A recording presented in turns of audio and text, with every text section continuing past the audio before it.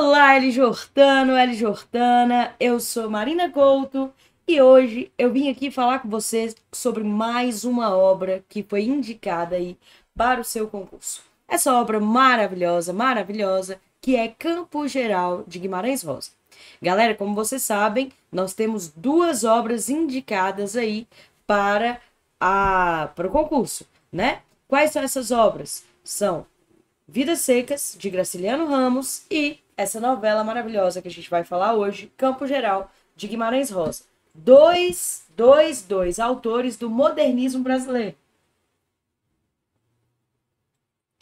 Tá bom? Dois autores do modernismo brasileiro e que vão nos mostrar um pouco sobre esse Brasil que sofria as desigualdades escancaradas da modernização, da modernidade que chega aí no nosso país no século XX, beleza? Beleza, então vamos lá, porque a gente tem muita coisa para falar. Vamos?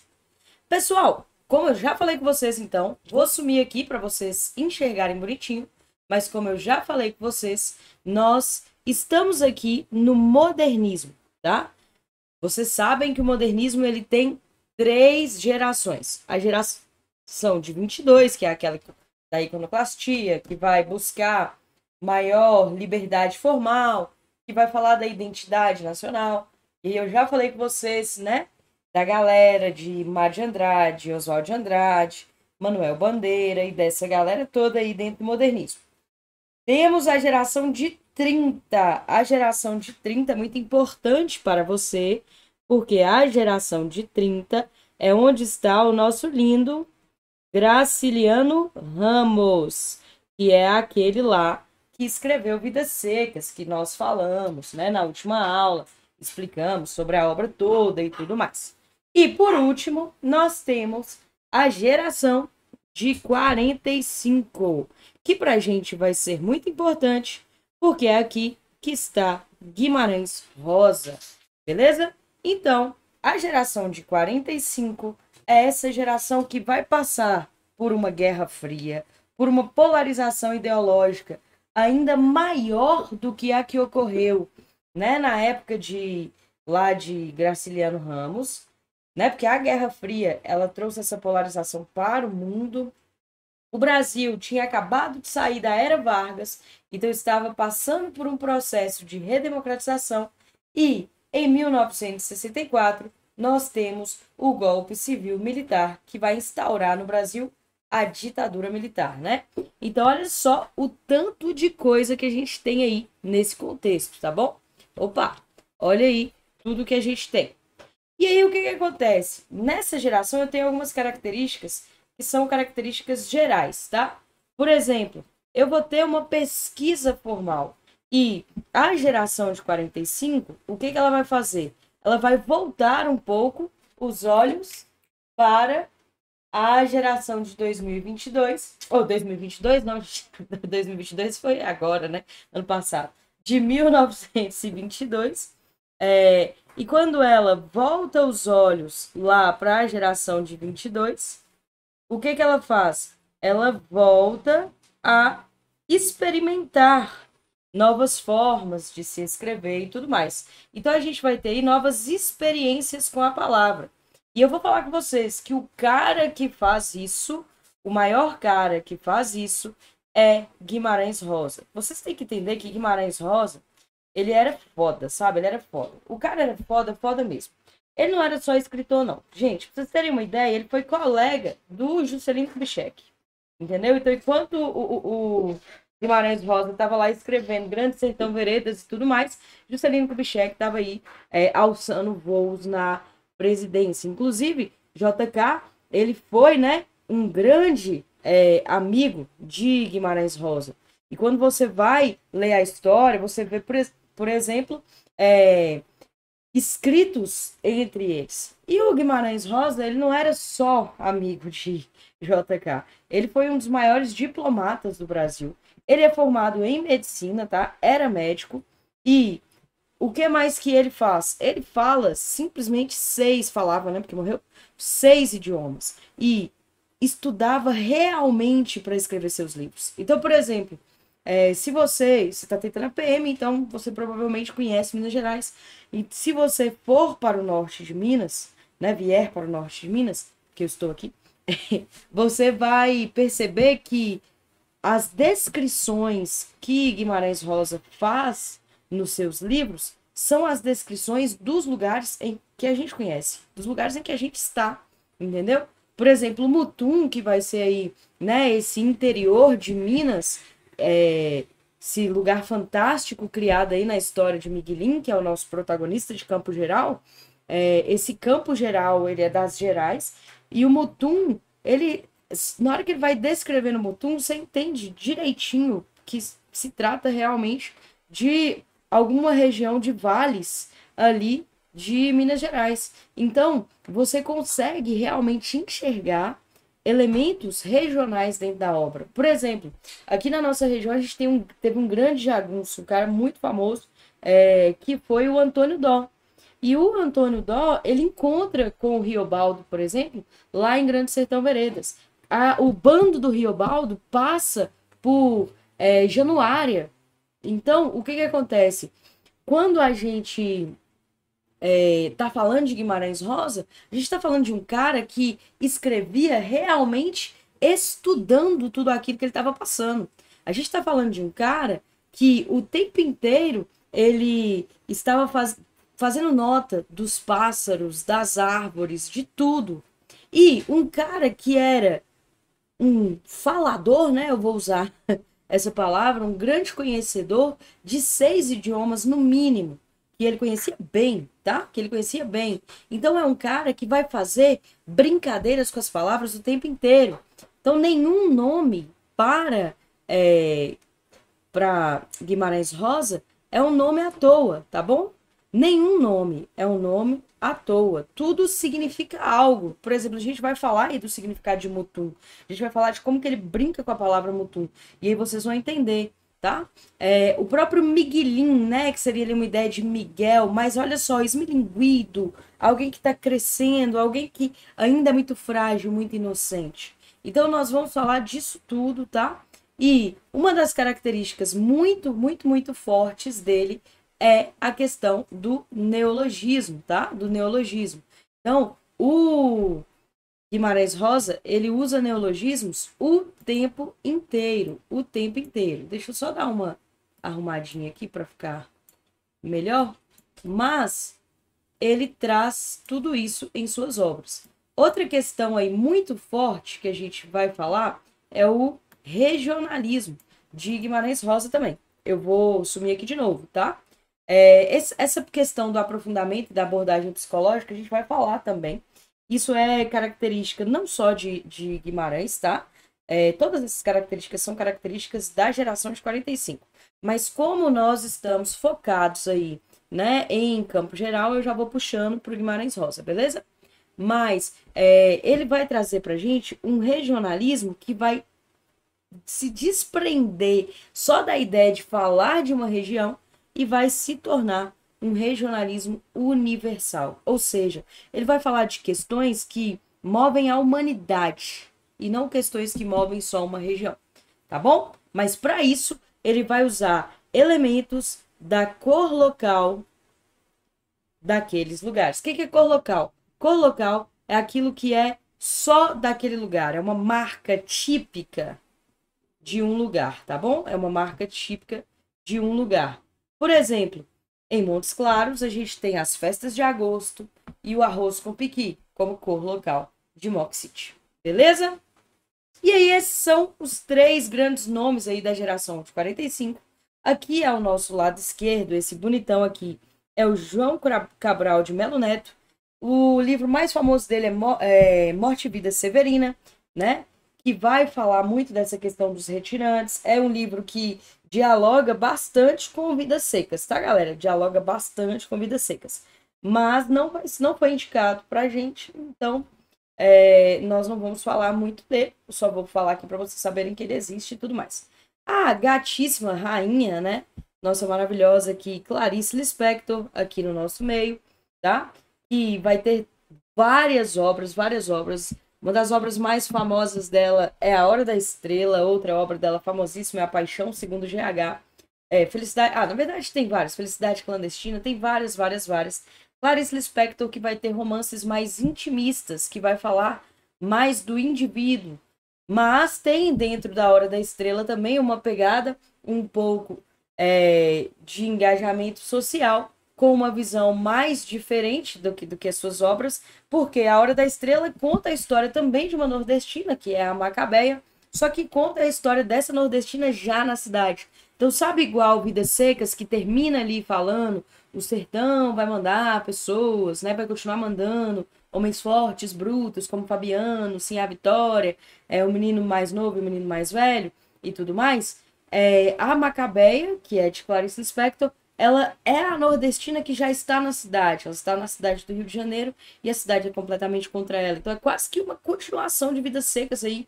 Então, muito legal. E o nosso queridinho aí, que é de quem nós vamos falar, que é o Guimarães Rosa. Olha como ele era bonitinho. E esse grande cara foda, médico, diplomata, escritor, né? Político. Esse homem que representou o Brasil, foi o diplomata brasileiro durante a guerra, na Alemanha, foi quem ajudou, ele fez várias ações, inclusive ajudando as pessoas a fugirem de campos de concentração. Então esse cara fodão aí é Guimarães Rosa, nada mais, nada menos do que um mineiro maravilhoso, tá da cidade de Cordisburgo, maravilhoso aí, para falar pra gente um pouco sobre essas Gerais, né? Sobre esse sertão catrumano que é o sertão de Minas Gerais. Lembrando que o norte de Minas faz parte do polígono da seca. Então, pra gente essa questão de como o clima, né, interfere na nossa formação, inclusive da identidade desse povo, é muito grande. Estamos falando do interior de Minas, estamos falando do norte de Minas, estamos falando dos montes, apesar de o sertão mineiro ele ser muito diferente, tá? Do que a questão dos montes simplesmente de Minas, mas estamos falando aqui em Campo Geral, mais especificamente das Gerais e mais especificamente sobre os montes e os vales. É isso que é o nosso Mutum aí, o M de Mutum e o U, tá? Termina aí, ó, Mutum.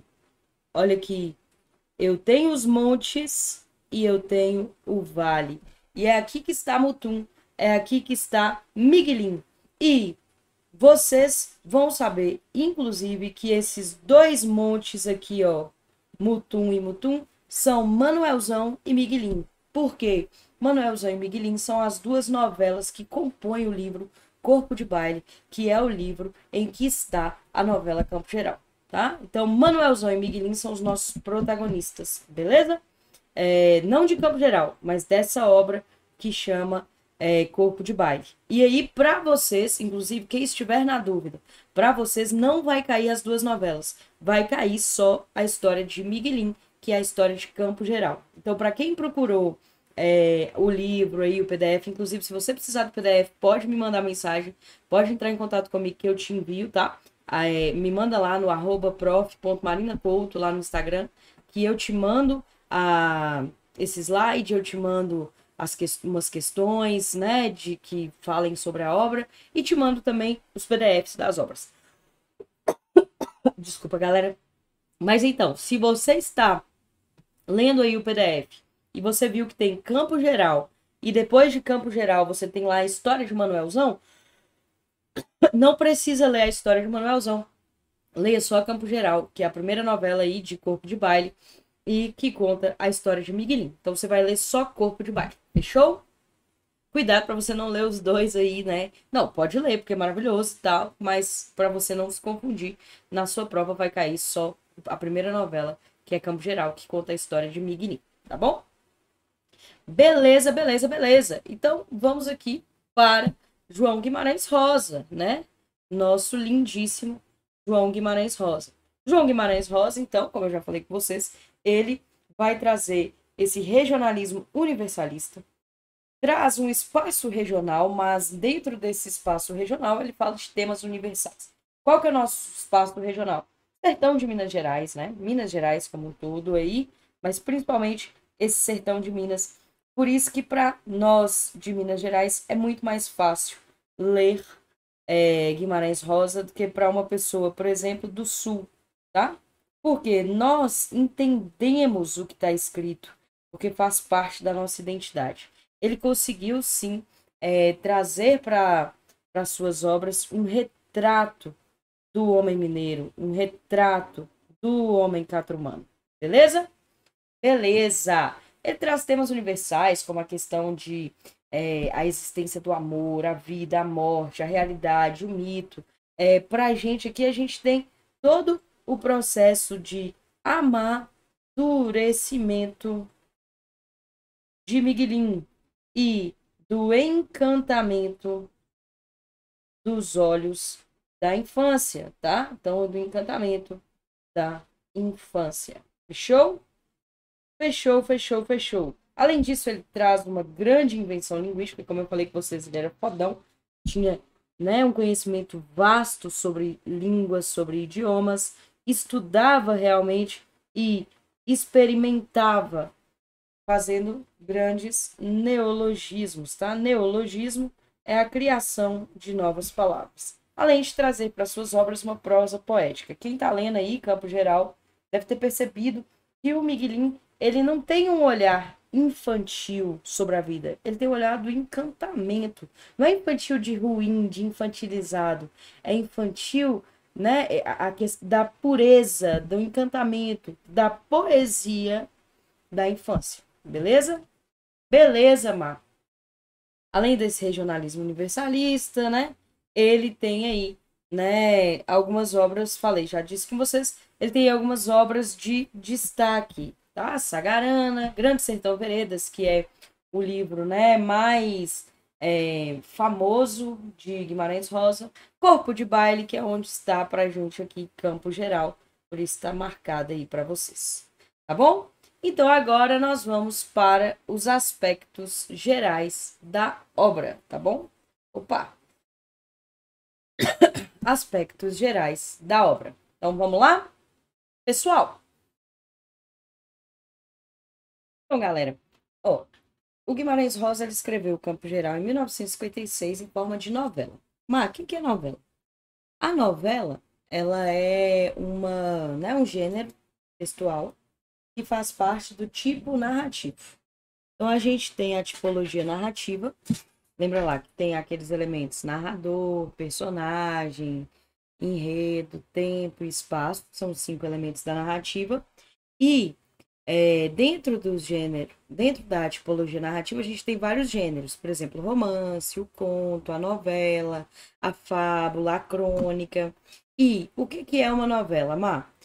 Existe o conto, que é uma narrativa curta, bem curta, uma narrativa rápida e tal, que não muda foco narrativo e tudo mais.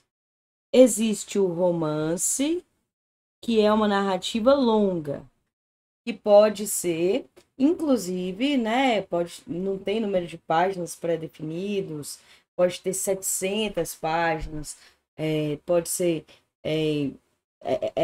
é difícil você ver necessariamente um número máximo de páginas para romance, porque como é uma narrativa longa, ele pode mudar o foco narrativo, ele pode ter diversos desdobramentos, pode ter uma narrativa mais longa e mais demorada. E aqui no meio dos dois, nem tão curto quanto um conto e nem tão longo quanto um romance, está a novela. Então a novela é uma narrativa que não é tão curta quanto um conto, e não é tão longa quanto um romance. Então, por isso que Campo Geral aí que vai compor Corpo de Baile é uma novela, tá bom? E essa novela ela vai ter uma pluralidade temática, tá? E essa pluralidade temática, como a gente já falou, vai perpassar por temáticas universais. Tudo isso que a gente vai falar do universo infantil, tá? De Miguelin e vai passar desse universo infantil de Miguelin para o mundo adulto, tá bom? Para o amadurecimento dele. Não só o amadurecimento dele, mas a gente vai entender a partir desse narrador, que é um narrador onisciente, assim como a gente tem lá em Vidas Secas, tá? É um narrador que vai nos mostrar que a perspectiva do Miguelinho da infância é uma perspectiva extremamente influenciada pela voz dos adultos que acompanham a história do Miguelinho. E aí, a gente vai ter, inclusive, essa mudança. Porque a gente tem o mundo por meio dos olhos do Miguelinho e por meio das visões dos adultos com quem ele convive. Então, o Miguelinho o tempo inteiro fala, né? O narrador fala pelo Miguelinho do que ele está vendo, de como que ele é, mas mesmo assim ele fala, pai acha isso, mãe acha aquilo. Então, a gente tem as vozes adultas que perpassam o entender do mundo de Miguelinho. Mas, no fim da narrativa, a gente tem o Miguelinho com os seus próprios olhos, a sua própria visão. Então, a gente vai passar por um processo de amadurecimento e essa pluralidade temática vai ser marcada aí por temas universais. O enredo é acelerado, a linguagem é adaptada, tá? Às circunstâncias históricas e a questão regional, como eu falei com vocês, tá bom? E a questão regional. Lembra lá que Guimarães Rosa ele faz esse estudo, beleza? Além de um narrador onisciente que sabe o que acontece no interior das personagens. Então, já falamos aí o que é novela e as partes aí dessa obra. Então, olha lá. Em campo geral, observamos a linguagem oral do homem sertanejo. Então, vamos aqui agora adentrando nesses pontos que a gente falou aí no último slide, né? Então, a gente falou que a linguagem, ela é essa linguagem que vai também para o ponto regional, uma linguagem que se adapta à questão histórica e à questão regional. Então, eu estou falando de uma linguagem que é a linguagem oral do homem sertanejo. Você vai ver, quem está lendo aí, que o livro ele vai colocando as palavras exatamente como elas são faladas, né? Então, por exemplo, em Obero, que é o pai do Miguelinho, que seria o senhor Bernardo, então a gente coloca lá em Obero, pai, em Anina, que é mãe, entendeu? Então, existe muito isso. Existe uma marca, por exemplo, muito grande da utilização do diminutivo para mostrar o carinho, para mostrar o afeto. Por exemplo, quando ele vai falar do dito, aí ele fala o ditinho, isso, aquilo. Então, essa marca, ela é uma marca aí, tá? Oral mesmo. Então, por meio de um olhar de um narrador onisciente, o nosso narrador é um narrador, tá? O foco narrativo aí. É um narrador também em terceira pessoa, assim como em Vidas Secas. Esse narrador é onisciente, porque ele sabe, tá? Tudo que o Miguelinho pensa, tudo que o Miguelinho sente e tudo mais. E esse foco narrativo, ele tem uma coisa muito interessante que é, por mais que seja na terceira pessoa, o narrador, ele usa tudo o que ele fala na perspectiva do Miguelinho. É um narrador em terceira pessoa que, na verdade, conta a história de Miguelinho sob a perspectiva de Miguelinho. Em momento nenhum esse narrador fala eu, Miguelinho, isso e aquilo, ou fala eu, tal, tal, tal. Mas, por exemplo, o tempo inteiro, aquele discurso que a gente vai falar lá, do discurso indireto livre, faz com que a voz do Miguelinho se misture à voz do narrador, tá bom? Então, a gente tem aqui também o discurso indireto livre que a gente viu lá em Vidas Secas, tá bom? Então, é meio do olhar de um narrador onisciente que conta a história do Miguelinho e sua vida na cidade do Mutum. Já falei com vocês um pouquinho sobre Mutum. Mutum é uma cidade no Campo Geral, tá? Que a gente vai ver no início da obra, por exemplo, o Miguelinho, ele chega e fala assim, no início da obra, Miguelinho, com 8 anos, vai nos contar da vez que ele saiu do Mutum com seu tio Terês para fazer a primeira Eucaristia. E aí, né, o narrador vai nos contar sobre a perspectiva do Miguelin, como eu falei com vocês. E aí, o que que acontece? Ele vai e encontra um cara e esse cara vai falar que o Mutum é muito bonito. Fala, nossa, o Mutum é um lugar maravilhoso, isso e aquilo.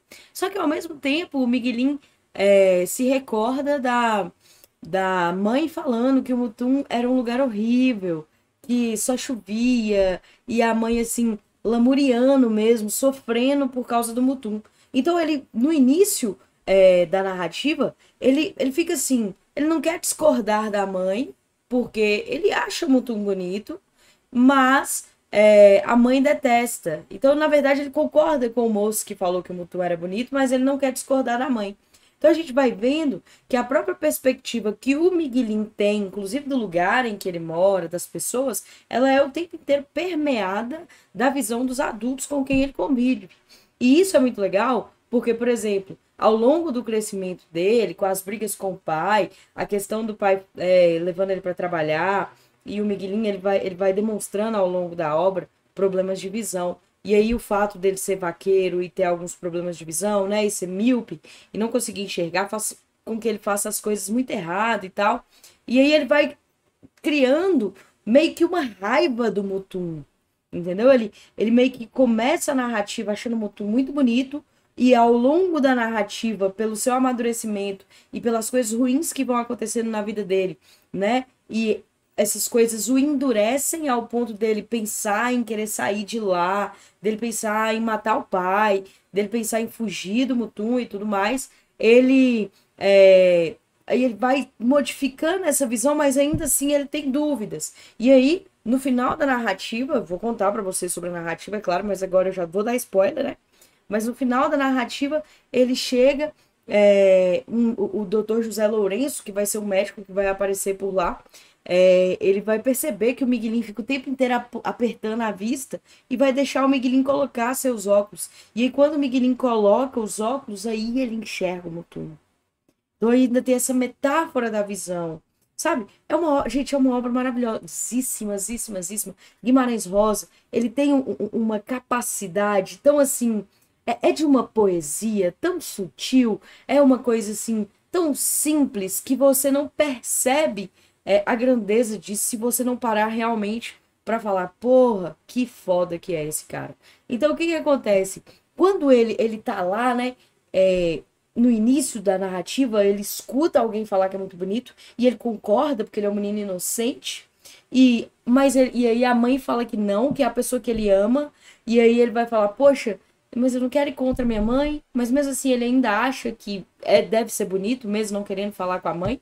E aí o que que acontece? Ele vai ao longo da narrativa tomando raiva do Mutum, exatamente pelas coisas ruins que acontecem com ele, e olha lá, no final, quando ele coloca os óculos e vê com os próprios olhos, sem nada que o atrapalhe, ele fala: Nossa, o Mutum é bonito mesmo.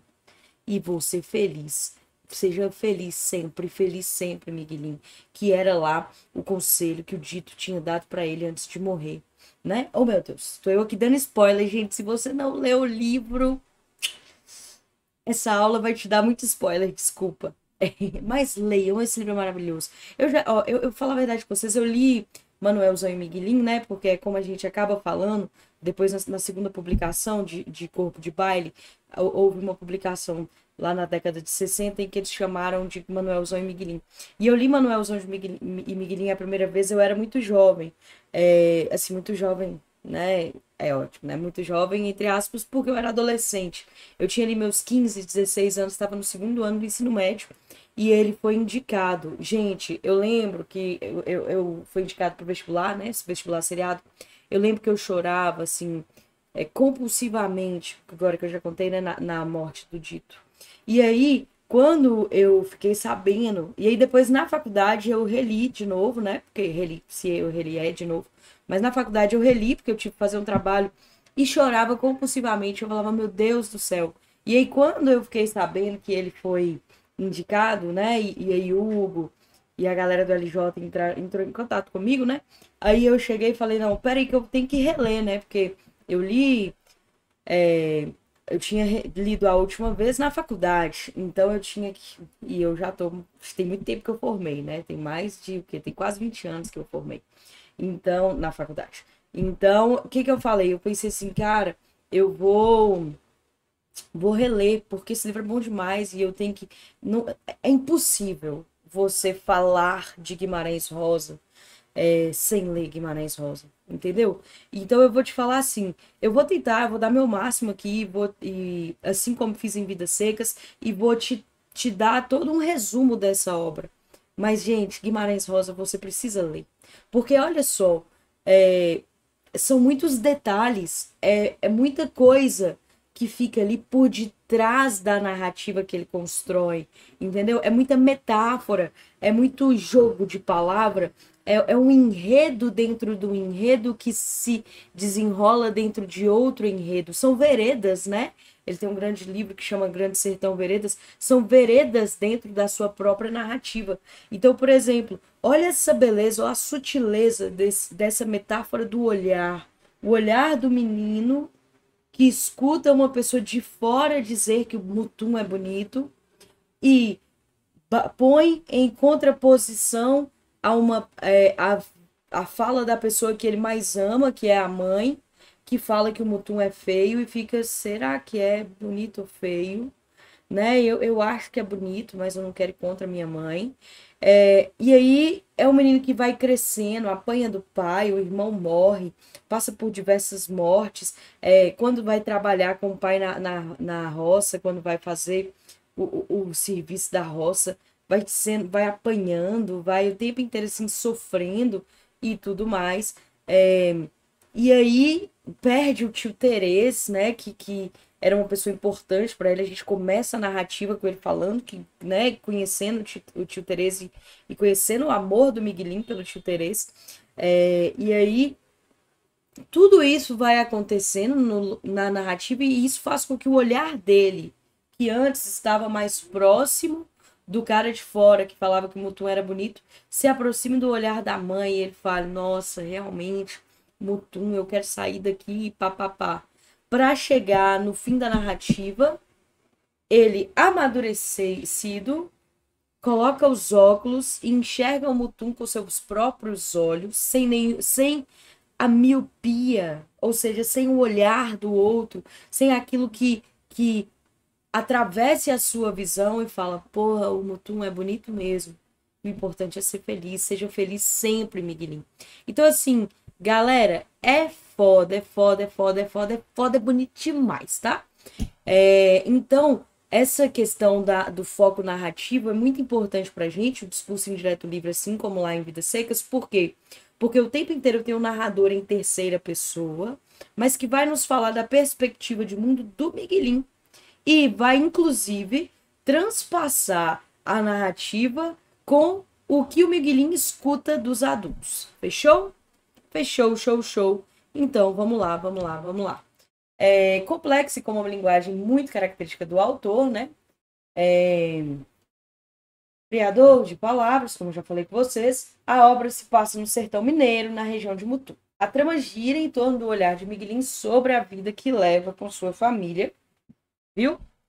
No Mutum, e esse olhar é influenciado aí pela visão dos personagens adultos e ao longo da história isso vai se modificando porque o Miguelinho, né, ele passa pelo seu amadurecimento a partir de episódios que o forçam a deixar de ser uma criança inocente.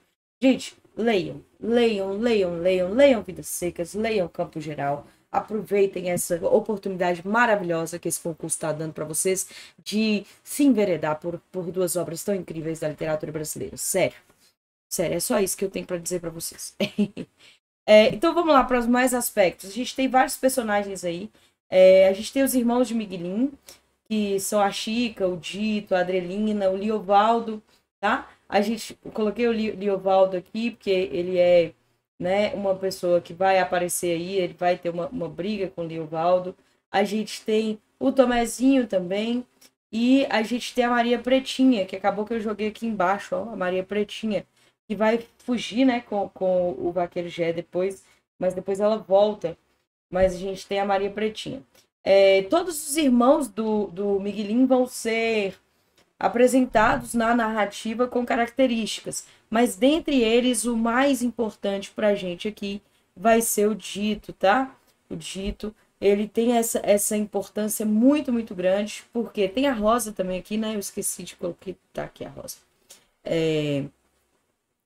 O dito, ele tem uma característica muito importante para a gente, porque o Dito e o Miguelin são os irmãos mais próximos.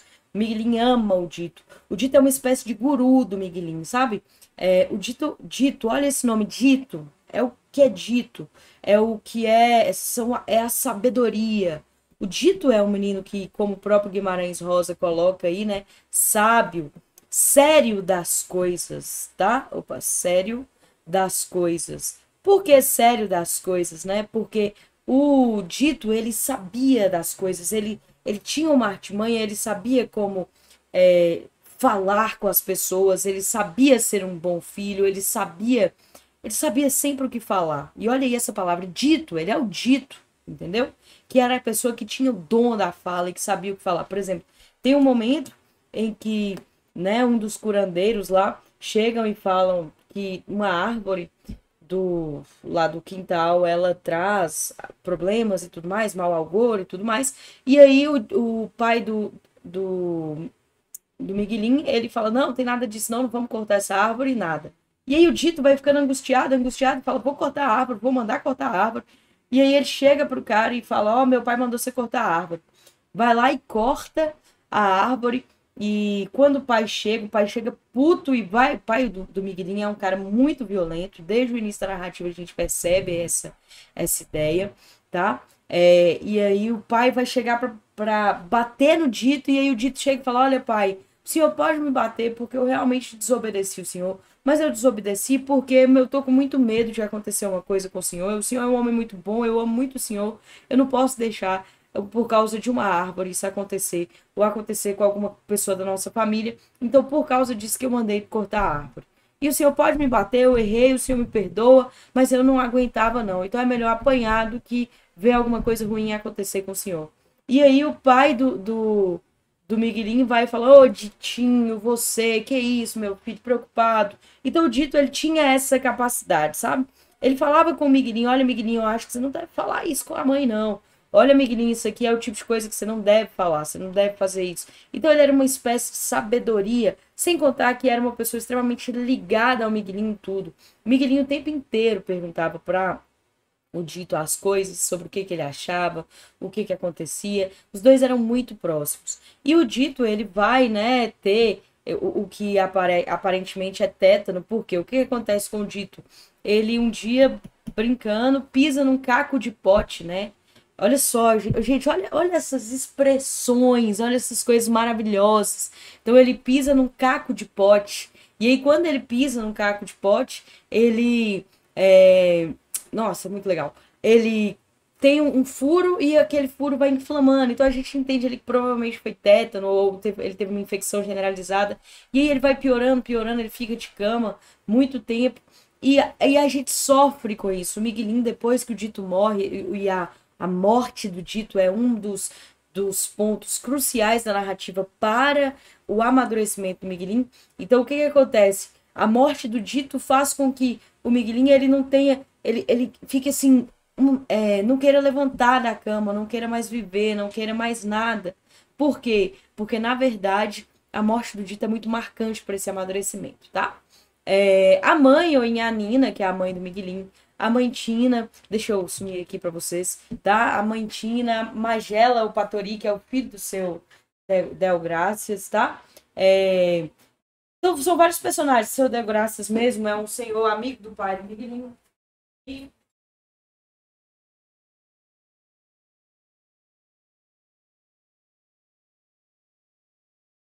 foi mal, galera. Eu tava aqui bebendo uma aguinha. Mas seu Del Gracias é o amigo do pai do Miguelinho. E ele tem esse menino pequeno, né? Que era um menino muito travesso. E assim, o tempo inteiro na narrativa a gente consegue ver essa questão do Miguelinho ser uma pessoa imatura, até na forma de, por exemplo, ele não querer falar de sacanagem, ele não querer falar de assuntos sexuais. Ele ficava bravo com o Patori quando ele fazia isso, né? Depois a briga dele com o irmão vai ser exatamente em cima disso, porque o irmão fazia as mesmas brincadeiras, né? De tipo, olha, você tem que amarrar na cabacinha de uma planta lá para fazer uma. Você fazer como se fosse um feitiço de amor, você tem que amarrar uma cabacinha molhada com o xixi da mulher que você quer, porque assim ela vai ficar com você. Então, assim, além de trazer essas crendices e tudo mais, e aí o Miguelinho ficava puto, sabe? Falava, não, para com isso. Não, para de falar essas coisas das minhas irmãs e disso, daquilo. Inclusive, a briga dele com o irmão mais velho dele vai ser isso, que vai ser quando ele toma a maior surra do pai dele, né? Ele é surrado pelo pai e é um momento muito importante da narrativa também, porque é um outro momento de amadurecimento. Ele fica com tanto ódio, quer ver? Deixa eu ver se eu acho um trecho aqui. Olha, gente, esse livro, que lindíssimo. Aqui, como eu falei com vocês, a metáfora, tá? Da questão da visão. Aqui, ó, os óculos que ele coloca. Deixa eu ver se tá dando pra vocês verem. Os óculos que ele coloca. E deixa eu ver se eu acho aqui. Eu vou, ao longo da nossa aula, eu vou colocando para vocês o que acontece, tá? Mas nesse momento em que o pai dele dá. Eu pego o trecho certinho. E que o pai dá a surra nele, ele imagina que tudo bem, eu não vou chorar, não, porque quando eu crescer eu vou matar o pai. Então a gente tem inclusive esses momentos em que a gente percebe essa visão de inocência, de encantamento da criança Miguelinho lá no início da narrativa saindo, sabe? Se perdendo, exatamente pelo sofrimento que a vida vai impondo a ele, tá bom? A gente tem aí o Miguelinho, o nosso protagonista, o Dr. José Lourenço, que vai ser quem vai levar os óculos para ele, né? Nós temos o pai Bero, Bernardo, o pai de Miguelinho, que vai ser um cara extremamente violento. A Rosa, o Miguelinho gosta muito da Rosa. Ele tem uma ligação com ela, por exemplo, de entendimento espiritual, sabe?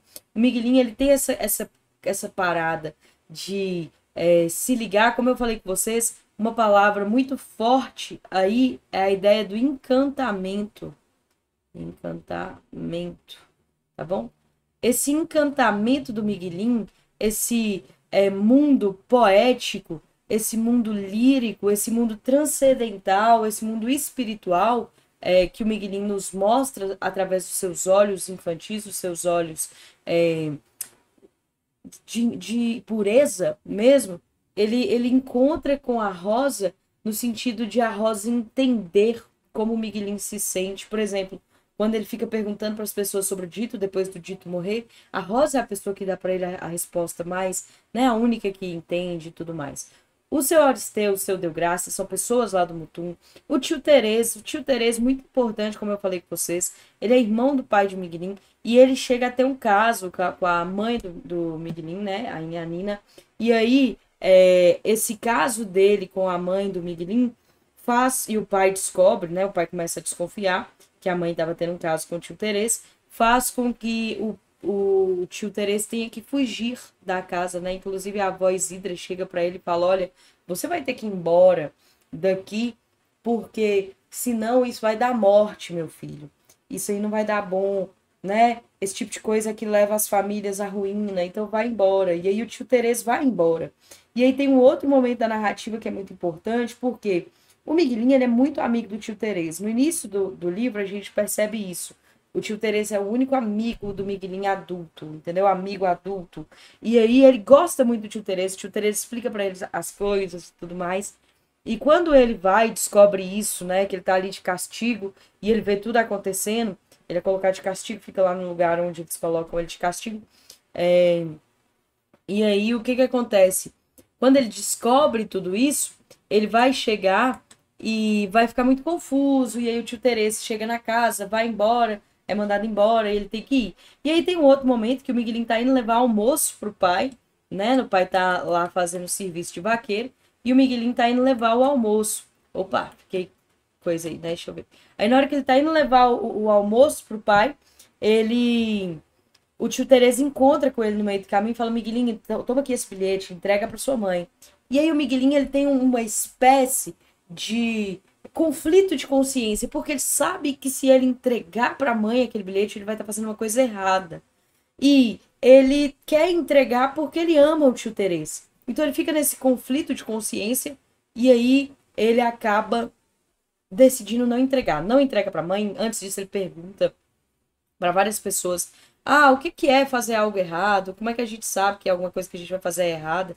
E ele tenta questionar. E aí é outro momento de amadurecimento, porque o Miguelin decide não entregar. E aí, na hora que ele não entrega, ele vai encontrar o tio Tereza, ele conta a verdade pro tio Tereza. Ele fala: tio Tereza, eu não consegui entregar para minha mãe, porque isso é errado.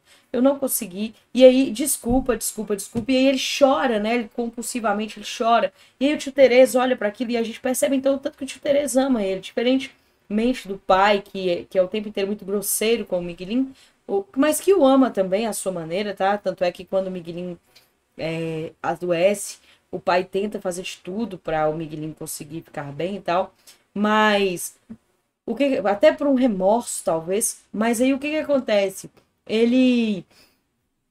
O tio Tereza abraça fortemente o Miguelin e fala: não, meu filho, você tá certo, você tá super certo aí, não tem problema, pode ficar tranquilo, eu que tô errado, me desculpa por te colocar nessa situação, a gente vai continuar sendo amigo, você é meu grande amigo, eu te amo e tal, tal, tal. Então, assim, o tio Tereza ele é muito importante também para demonstrar esse amadurecimento aí do Miguelin, tá bom? Vaqueiro Gé e Vaqueiro Salus também são pessoas lá da comunidade, né? A avó Bem-vinda, que é a mãe da Yanina, a avó Isidra, que é a tia da Yanina, ela que é a mais brava de todas, né? Tem um momento na narrativa, por exemplo, que o Miguelin descobre que uma tia sua, né, tinha sido prostituta. E aí ele percebe então que é por isso que a tia Isidra, que a avó Isidra era daquele jeito, que ela tinha medo da mãe do Miguelin virar também a prostituta, né? Porque ainda mais a mãe do Miguelin tendo essa questão, tendo um caso com o tio Tereza, que era irmão do pai do Miguelin e tal. Gente, tá muito calor, por isso que eu tô bebendo muita água, viu? Outro ponto importante que a gente tem que ver aqui é que não há julgamento nessa narrativa. Eu tava pensando aqui, sabe? A gente tem a mãe do Miguelin, que trai o marido, né? Que fica com o irmão do marido. E o tempo inteiro na narrativa, aos olhos do Miguelin, a mãe é a pessoa mais bonita do mundo, né? A mãe é que é bonita, a mãe é que é amável, a mãe é que é isso, é que é aquilo. Então, é muito legal isso, porque a gente não tem um narrador que vai julgar as personagens nesse ponto, assim, de falar: nossa, traiu, ah, ela é ruim. Ou então o pai: nossa, o pai bateu, isso e aquilo. Não, a gente só tem a perspectiva que o narrador traz pra gente, é só a perspectiva do Miguelin das coisas. E é uma perspectiva, assim, como eu falei com vocês, que vai ser entrecortada pelas visões e pelas falas dos adultos, das pessoas que cercam o Miguelin, mas que não julga ninguém pelo que a pessoa fala, né? O narrador ele não se preocupa em fazer uma crítica moral aos acontecimentos. Por quê? Porque é tudo sobre um olhar muito doce, muito puro de uma criança que é o Miguelin, tá bom? Vamos lá, vamos lá.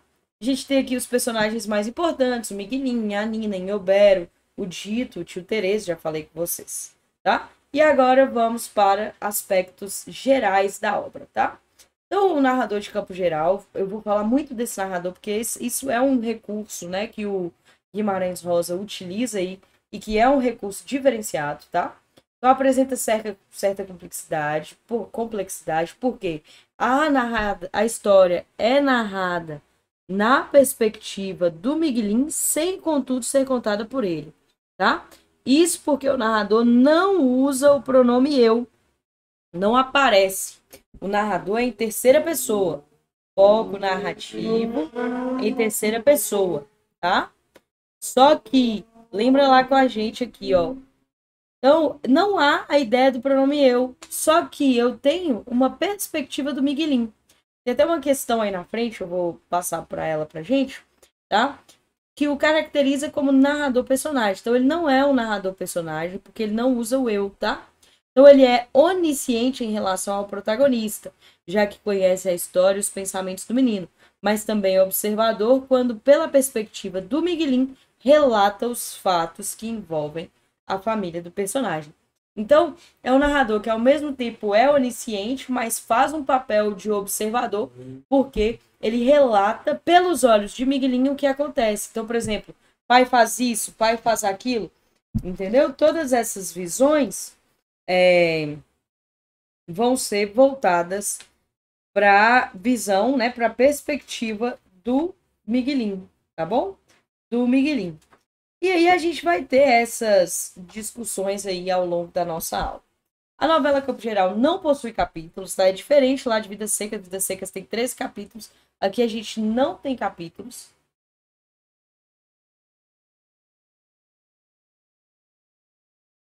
Faz parte da terceira geração do modernismo, que é a geração de 45, tá bom? E é possível pensar, né, mostrar aí que há uma linguagem lírica, elementos regionais e neologismos. Como aí as palavras, tá vendo? Desexclamava, deixa eu ver, que são palavras que vão aparecer na narrativa. Fechou? A obra está fundada em um tema universal, que é a infância e o amadurecimento, tá? Mesmo que vivida no sertão de Minas Gerais, então eu tenho elementos regionais, já falamos disso, né?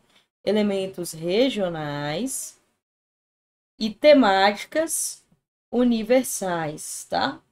E aí, esses elementos regionais não vão só para a linguagem, tá? Para a variação linguística regional. Não, vai para a variação linguística regional, vai para os costumes das pessoas do sertão mineiro, vai para, né, por exemplo, a questão lá, né, das crendices e tudo mais, vai para a descrição da fauna e da flora do sertão mineiro, que vai aparecer aí, tá bom? Então, tudo isso são elementos regionais fortemente marcados na narrativa, mas a temática é o amadurecimento do Miguelinho aí e essa ideia da pureza da infância, tá? É com base no conflito existencial de Miguelinho que a história se mostra em sua complexidade. O narrador evidencia a profundidade do universo infantil, tá bom? Fatos como a saída do tio Terese, já falei, de casa, por conta da relação que ele tinha com a mãe do Miguelinho, a morte do Dito, seu irmão favorito, a briga com seu irmão mais velho, né? E a surra que ele leva do pai, e depois o suicídio do pai, depois do pai ter matado o Lusitânio, né? Acreditando desculpa, acreditando que ele tinha um caso e tal, quando ele fica sabendo que o pai assassinou, e aí depois, nesse momento ele tá doente, e aí ele tá de cama, fica muito tempo de cama, muito tempo assim, quase morrendo, e aí, né, acometido por uma febre, por um mal súbito mesmo, depois que o Dito morre e tal. E depois da surra que ele leva do pai, que esse mal súbito, essa doença, marca também o amadurecimento do Miguelinho. E aí ele fica sabendo nessa época que o pai assassinou um cara lá do Mutum e que o pai depois suicida, né? Que o corpo é encontrado, que o pai suicida, se enforca. Então a gente tem aí todos esses fatores, eu deixei escrito aqui para vocês não esquecerem, tá? A saída do tio Teresa da casa, né? É muito importante porque ele descobre o caso da mãe. A morte do Dito, que é um ponto alto da narrativa aí. A briga com o irmão mais velho, que é outro ponto muito grande. E a surra que ele leva do pai, por causa da briga, tá? E depois do suicídio do pai, vão marcar o amadurecimento. Além da presença lá, né? Da metáfora do olhar e dos óculos que ele vai receber aí, do doutor, né, José Lourenço. Então, ali, afinal da história, o amadurecimento de Miguelinho é demonstrado quando garoto, em meio a todas as opiniões que atravessam seu ponto de vista sobre o lugar onde morava, após emprestar os óculos do doutor José Lourenço, finalmente descobre que o Mutum é um lugar bonito, ao contrário da opinião de seus familiares. Então, e dele mesmo, né, que ele chega a ter uma opinião com relação a isso. Na verdade, ele nunca pensa que o Mutum é feio, mas ele chega a detestar o Mutum e querer matar o pai, né, depois de levar a surra e tudo mais, tá bom? Outros pontos. Vamos lá agora, então, para o resumo da obra. O livro ele é narrado em terceira pessoa, o narrador onisciente que conta a história, em campo geral e tal. O Miguelinho é um menino de 8 anos e ele vive no minúsculo município de Mutum, tá bom? Minas Gerais com sua família. Começa a narrativa ele nos contando, né, da viagem que ele fez com o tio Terês, quando ele foi, como é que chama? Fazer a primeira Eucaristia, e aí ele fala do bispo, fala do Mutum, fala das coisas, fala dos pássaros e tudo mais, fala de como que era, que ele sentia, o que ele sentia. É muito bonito, sabe? O livro é muito bonito. E aí conta da amizade que ele tem com o tio Terês, fala da mãe, de como que a mãe dele é bonita e tudo mais.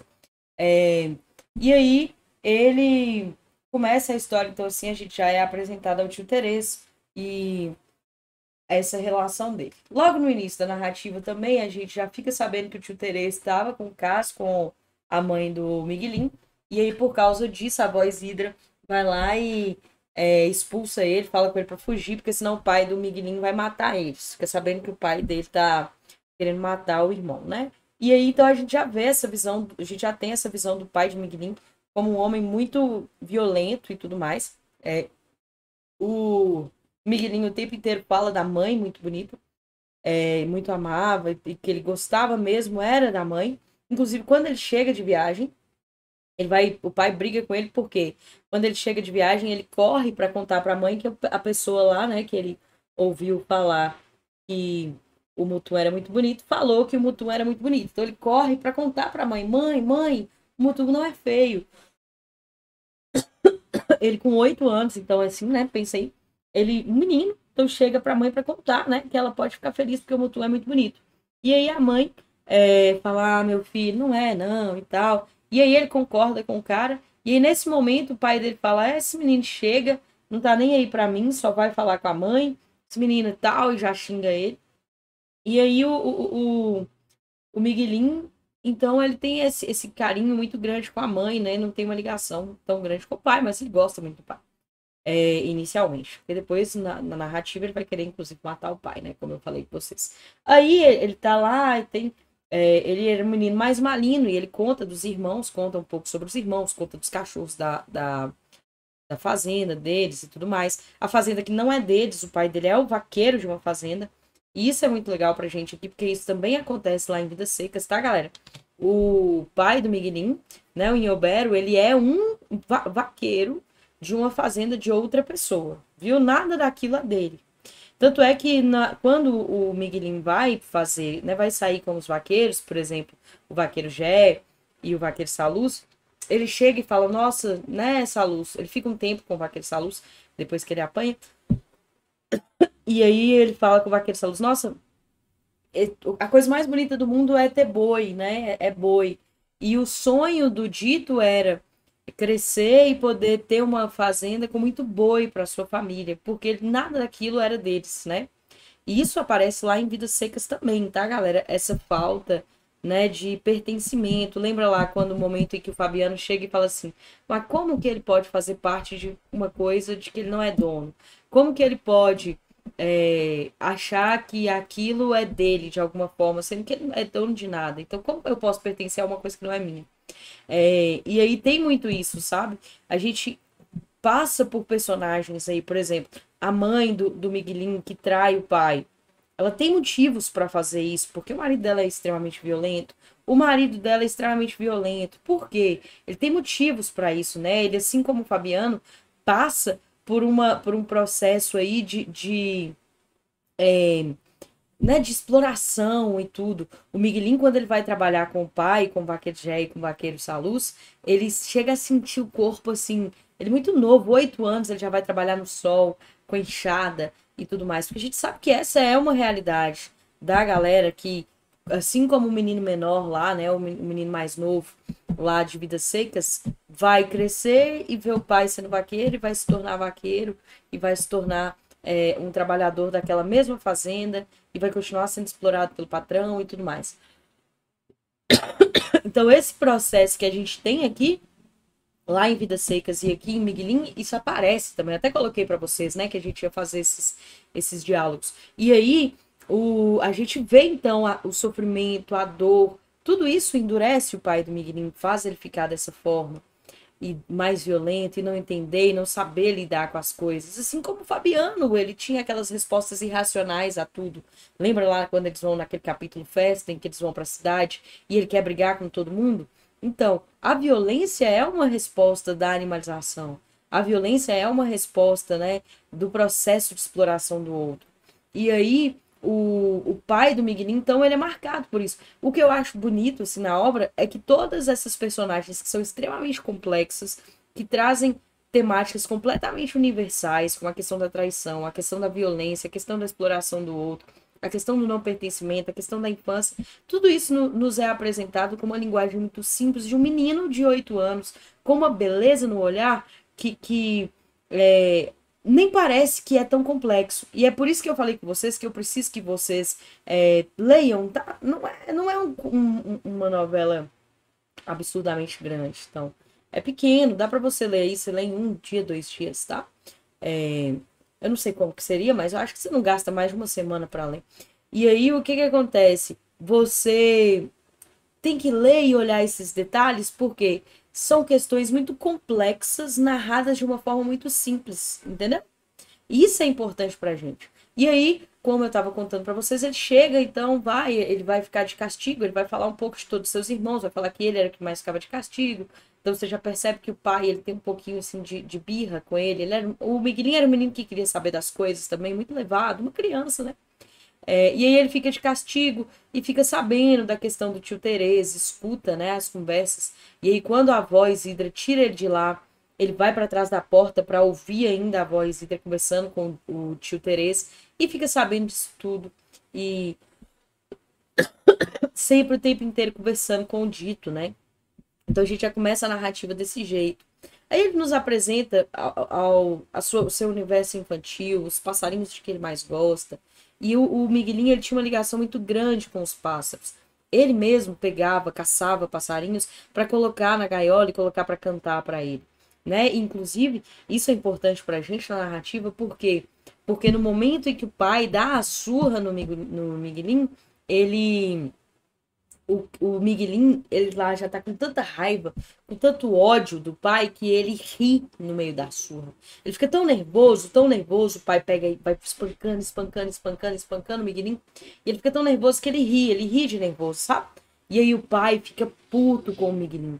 O que que o pai faz? Ele vai em direção às gaiolas que o Miguelin tinha, os pássaros, solta todos os passarinhos do Miguelin e pisa em cima das gaiolas e quebra, sabe? E o Miguelinho fica assim, velho, tá. Então, esse é um outro momento muito importante da narrativa. Aqui eu queria falar com vocês sobre essa questão da palavra mutum, né? Como eu falei com vocês, eu já falei isso com vocês antes, mas mutum é um palíndromo. O que é um palíndromo? É uma palavra que começa e escreve do mesmo jeito, tá? Então, se você escrever da direita para a esquerda ou da esquerda para a direita, você vai escrever a mesma palavra, mutum, mutum, mutum, mutum, mutum, mutum. E aí a gente tem duas questões, né? A gente tem o M, que representa aí esses morros de Minas Gerais, e como eu falei com vocês, Manuelzão e Miguelim, que são os dois que vão estar dentro de Campo Geral, dentro de Corpo de Baile, desculpa. E pode ser lido como uma metáfora para representar essa ideia, né, de algo que se encerra em si, algo sem saída e tudo mais. Então, vamos lá, galera. Os gêneros se caracterizam por histórias mais curtas e concentradas prioritariamente em um núcleo. O núcleo é o tempo inteiro a família de Miguelin. E o que vai acontecendo faz com que o Miguelin ele comece a formar suas próprias opiniões, né, sobre o que acontece aí na narrativa, tá bom? Aí o livro, ele pode ser... por isso tudo aí, por todas essas questões, há quem considere o livro como um romance de formação, tá? Porque é um tipo de romance em que você acompanha um processo de desenvolvimento emocional e moral de um personagem que deixa a infância. Então, se cair aí essa expressão, romance de formação, é por causa desse amadurecimento aí, tá bom? Algumas passagens específicas do livro contribuem para esse amadurecimento Miguelin, como eu falei com vocês, a questão da mãe da mãe dele ter sido prostituta, o que faz com que a avó Isidra, né, seja muito brava e tudo mais. E aí, a gente tem, então, como eu estava contando para vocês da narrativa, a gente tem essa ideia dele descobrindo, né, que a mãe tem uma relação com o tio Tereza indo embora. Ele vai, escuta toda a narrativa, conversa com o Dito e os dois conversam sobre isso. A gente tem. A gente tem tanta coisa, igual eu falei com vocês, por exemplo, tem uma tia dele que é como se fosse uma tia feiticeira, e ela é chamada de feiticeira, e ela é alcoólatra. O Miguelinho tem uma relação com ela, né? Principalmente depois que o Dito morre, ele cria com ela um vínculo, os dois fazem uma espécie de túmulo pro Miguelinho com as roupinhas dele e tudo mais.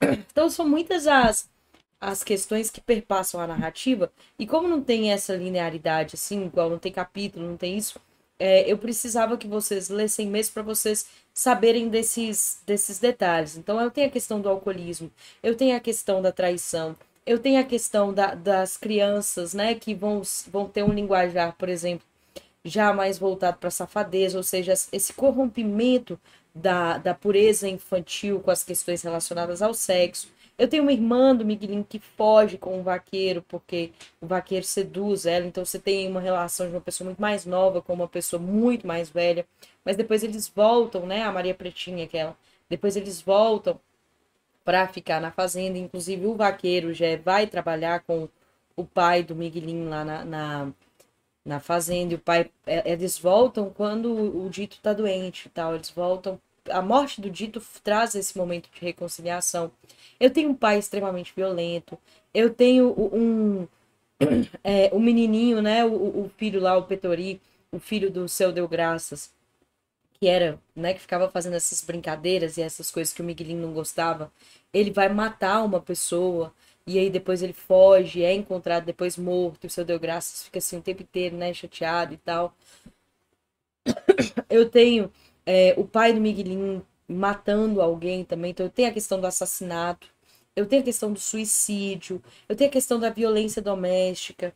Então, olha, tem muitos pontos dentro da narrativa que são muito grandiosos, que são temáticas, por isso que a gente fala de temáticas universais, que são temáticas universais, temáticas muito complexas, e que, como eu falei com vocês, são narradas assim de uma forma bem simples, bem rápida, tipo, e tal, o pai suicidou. E não fala, não para e tal. A gente não fica parando na narrativa para falar disso. Então meio que passa num resumo como algo talvez pequeno, né? Mas não é pequeno, entendeu? São temáticas muito grandes que podem ser abordadas em questões. Então, por isso que eu falo para vocês lerem, mas nós vamos ter aulas e falar sobre isso e o que vocês precisarem, eu estou à disposição. Pode entrar em contato comigo lá no @prof.marinacouto, eu mando para você questão, pode tirar dúvida comigo, o que vocês precisarem, tá bom? O tio Tereza, ele é um dos personagens mais próximos do protagonista, é por quem o Dito, né, tem mais afeto, o Dito, desculpa, é o tio que o Miguelinho mais gosta. O pai de Miguelinho, né, o Inhá Bernardo, Inhô Bernardo, Inhô Bero, ele é representado como um homem violento, e as ações do Miguelinho, as ações dele na vida do Miguelinho são, assim, ações impactantes para o amadurecimento dele. E aí, o que que acontece? O que que eu queria que você soubesse? O Miguelinho, então, ele nos apresenta esse mundo, ele nos apresenta o petrolio, ele vai apresentando todo esse universo, ele fala dos cachorros, da família, ele conta, né, a história da cadelinha, que era velhinha já, e já cega, que era a cadelinha mais querida, né, que era Pinho de Ouro, que era a mais querida de todos e tudo mais, e que por ela estar velhinha, um dia o pai pega e manda ela embora com um vaqueiro, e aí ele fica assim, chateadíssimo. Inclusive, no final, ele vai contar disso pro Dito, né? Mas ele não consegue, porque é uma questão que dói muito nele. O Miguelinho, ele tem essa ligação com o Mutum muito grande. É uma ligação muito íntima com o meio ambiente de Mutum, sabe? O Miguelinho, ele fica todo feliz quando ele é escolhido para levar a comida pro pai. Ele passa por um momento em que ele um dia toma um susto, ele se perde, então a gente começa a perceber já na narrativa que ele tem essa dificuldade de enxergar. O Miguelinho, ele vai ser o tempo ele vai ser, né, vai se tornando vaqueiro para ajudar o pai e tudo mais, e o pai fica com muita raiva dele. Miguelinho fica doente 2 vezes, tem um momento em que ele acha que ele vai morrer, que ele tem certeza que ele vai morrer, e que ele pegou tifo, que ele tá tipo assim, vou morrer e tal. E aí e ele fica doente, não consegue acordar, e aí um dos curandeiros chega lá e fala com ele, não, acorda, acorda, acorda, e é isso. E aí ele acorda e fala, não, beleza, tô bom. Então ele tem esses momentos de adoecimento que são muito fortes também. Tem outro momento em que ele adoece, isso é logo depois que o Dito morre, então que vai mostrar essa questão da dor do amadurecimento. Então isso é muito forte, sabe? Quando ele vai sendo vaqueiro, aí ele não enxerga bem, mas ele tem, como eu falei com vocês, ele tem esses discursos, por exemplo, quando ele chega lá com o vaqueiro Saluz e fala, olha esse vaqueiro Saluz, a coisa mais bonita que tem no mundo é boi, né? Aí tal. E o Dito tinha esse sonho de ter dinheiro, de ajudar todo mundo na família, ajudar o pai. Então todas essas narrativas, elas vão todas essas visões do Miguelinho, essas perspectivas do Miguelinho vão formando a narrativa, tá? O pai, então, é muito importante para ele perder essa questão do, do amadurecimento, né? Para ele perder essa questão da inocência. Então, no momento do livro, né, tinha o Grifo, que é um menino mais pobre que passa a viver com a família, e aí o Liovaldo, que é o irmão mais velho dele, começa a fazer essas brincadeiras de safadeza com o Miguelinho e falar putaria mesmo, e o Miguelinho fica puto e fala, sabe, fica com raiva, e aí ele começa a falar essas coisas, e aí o Miguelinho fica com ódio. Nesse momento o Miguelinho já tinha raiva de muitas coisas, ele tinha raiva da forma como o pai tratava ele, o pai tratava ele muito mal, gente, a gente fica com ódio do pai dele, e aí, e nessa hora o Dito já tinha morrido. Então, quando o Dito morre, que eu contei pra vocês, né, que ele pisa no caco de pote, quando o Dito morre, o Miguelinho morre junto. É uma morte pro Miguelinho, sabe? É um pedaço do Miguelinho que morre. Então, a morte do Dito é, assim, traumática para a família inteira. Porque, como eu falo com vocês, o Dito era a sabedoria. O Dito era amado por todos. Então, a morte dele é traumática para a família inteira. E aí, o Miguelinho já tá endurecido e o Liovaldo fica fazendo essas coisas e ele parte pra cima do Liovaldo e bate no Liovaldo, bate no Liovaldo. Só que o pai dele chega e fala, o quê?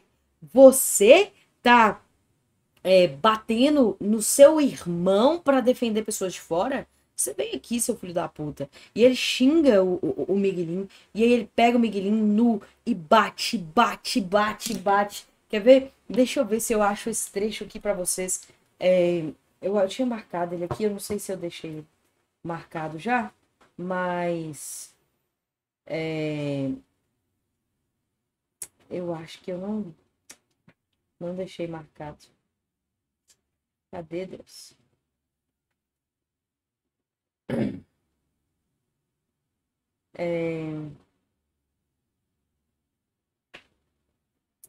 Foi antes disso. Aqui, ó.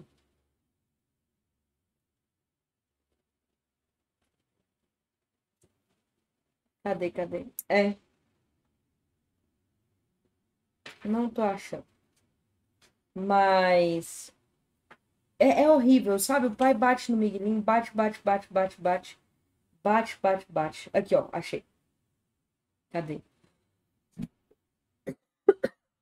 Deixa eu pegar aqui pra vocês.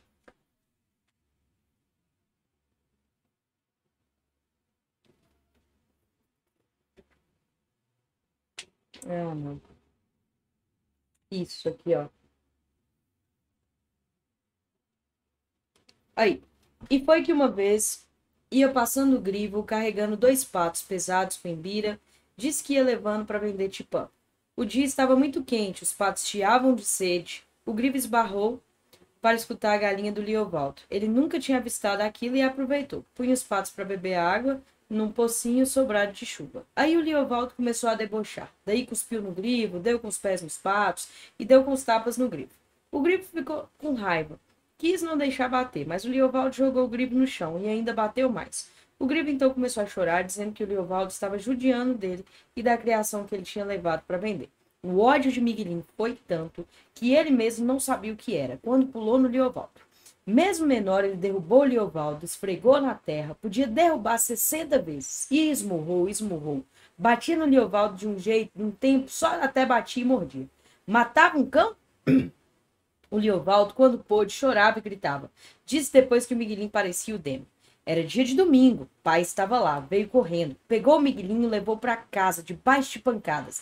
Levou-o para o alpendre, bateu de mão. Depois resolveu, tirou a roupa toda de Miguelinho e começou a bater com a correia da cintura. Batia e xingava, mordia a ponta da língua enrolada, se comprazia. Batia tanto que mãe Dreline, Chique, Rosa, a Tomezinha e até vovó Isidra choravam. Pediam que não desse mais, que já chegava. Batia, batia, batia, batia. Mas Miguelinho não chorava. Não chorava porque estava com pensamento. Quando ele crescesse, matava o pai. Estava pensando de que jeito iria matar o pai. E então começou até a rir. O pai esbarrou de bater, espantado. Como tinha batido na cabeça, também pensou que Miguelinho podia estar ficando doido. Ai de menino indicado, cachorro ruim. Eu queria era poder um dia abençoar teus calcanhares e tua nuca. Ainda gritou. Soltou Miguelinho e Miguelinho caiu no chão. Também não se importou. Não queria se levantar mais. Miguelinho chorou, foi lá dentro de casa. Quando a mãe estava lavando com água e sal os lugares machucados do seu corpo. Tá vendo? Aí o Miguelinho vai falar. A mãe fala. Vou pular umas partes aqui, tá? Perdoa o teu pai, que ele trabalha demais, Miguelinho, para a gente poder sair debaixo da pobreza. Então, quando eu falo com vocês, por exemplo, essa questão de que não há um julgamento na obra e de que há essa explicação até por meio de, tipo assim, olha, o pai é violento, mas é porque ele trabalha demais, Miguelinho. É isso, sabe? É isso. Aí o Miguelinho responde, pai é homem jagunço mau, pai não presta. Foi o que ele disse com todo desprezo. Aí no outro dia ele vai falar pro Saluz ir pra lá, e aí ele vai ficar com o Saluz, que é o momento em que ele fala pro Saluz, da boiada e tudo mais, né? E olha lá, Miguelinho, isto é o Gerais, não é bom? Aí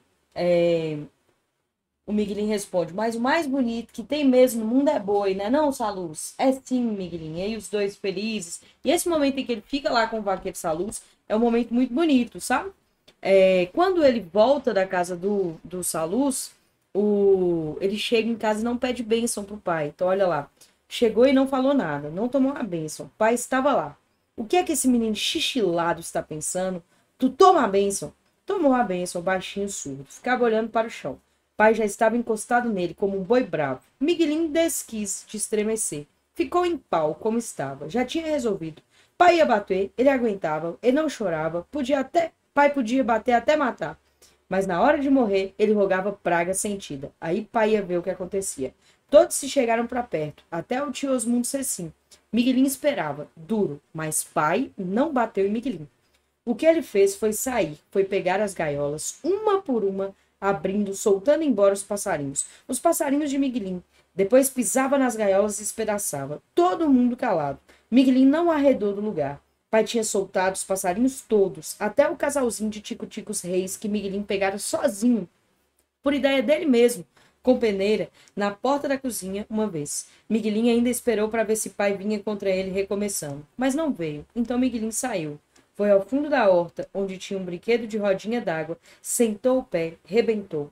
Foi no cajuzeiro, onde estavam pendurados os alçapões de pegar passarinhos, e quebrou com todos. Depois veio, ajuntou os brinquedos que tinha, todas as coisas guardadas, os tentos de olho de boi, de Maria Preta, de pedra de cristal preto, uma cartilha cisterna, um besouro verde com chifres, outro grande, e jogou tudo fora no terreiro. E foi então para o paiol.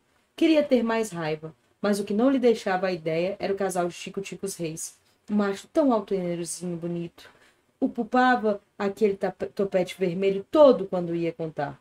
Miguelinho tinha inventado de pôr a peneira meia em pé, encostada num toquinho de pau, a mostrar arroz debaixo, e pôde ficar de longe, segurando a pontinha de imbira que estava lá amarrada no toquinho de pau. Tico-Tico Rei veio comer arroz, coração de Miguelinho também. Ele tinha puxado imbira, agora chorava. E aí, então você pode perceber que esse momento da surra do Miguelinho é um momento muito importante, porque ele mostra o ódio que ele tem do pai, e aí ele vai para a casa do vaqueiro Saluz, e aí quando ele volta, a gente tem outro momento muito importante, que é o quê? Esse momento em que o pai dele, em vez de bater, vai lá e quebra a gaiola. E aí, esse momento, ele faz o quê? Ele mesmo vai lá e pisa nos seus brinquedos. Então, a gente tem essa marca do amadurecimento, tá? São partes muito fortes. Então, o pai vai castigar o Miguelinho e tudo isso, como eu já li aqui para vocês. E a infância dele acaba sendo marcada também pela morte de muitas pessoas próximas. Isso acontece, galera, depois que o Dito morre, tá? Eu já falei, contei para vocês como que o Dito morre. E é um momento, assim, marcante para o amadurecimento do Miguelinho, a morte do Dito, e é uma perda enorme para ele, uma perda enorme, enorme, enorme. Assim, ele fica doente, ele fica de cama depois que o Dito morre. E toda a família sofre junto com ele, tá? Só que, por exemplo, o pai do Miguelinho fica com raiva dele porque ele sofre demais a morte do Dito. Então o pai acha que o Miguelinho se acha porque ele acha que o Miguelinho, diferente dos outros irmãos, não superou porque ele se acha superior. O pai do Miguelinho, ele tem as mesmas limitações que o Fabiano. E isso vai aparecer pra gente, essa falta de humanização, vai aparecer pra gente na raiva. Sabe lá no início de Vidas Secas, quando o Fabiano deseja matar o filho, que tá muito difícil caminhar e tudo mais? É isso que... E aí ele fala, eu podia matar, mas aí depois ele fica com dó. Então, esses momentos de desespero, esses momentos de violência, fazem com que, na verdade, demonstram, representam uma essa perda da humanidade pelo fato de ser explorado e tudo mais, tá? O impacto de todos esses acontecimentos aí aparecem em uma metáfora final. A metáfora final, que eu falei com vocês, é um médico, então é o doutor, tá? É, ele chega lá e ele nota como que o Miguelin olha para as coisas ao seu redor. Como eu falei com vocês, ao longo da narrativa a gente vai percebendo isso, porque o Miguelin, na hora que ele vai ajudar o pai, lá no serviço de vaqueiro, ajudar o pai e tal, ele não consegue. é, ele não consegue enxergar as coisas direito, então ele faz tudo errado e o pai dele fica muito puto com ele, entendeu? Ah, antes de eu falar sobre isso, deixa eu falar com vocês como que o pai do Miguelinho suicida, né? Acho que eu já contei, mas o Miguelinho, ele passa, então, depois disso tudo, ele passa por um momento em que ele adoece muito. Ele, na verdade, essa doença é meio que um cansaço de todo esse trabalho. Ele começa, né, ele fica trabalhando, o corpo dele dói, dói, dói. Aí tem um dia que ele cospe sangue e aí ele desmaia. E eles têm que voltar com ele para casa. E aí ele cai numa doença, doença, doença, doença mesmo.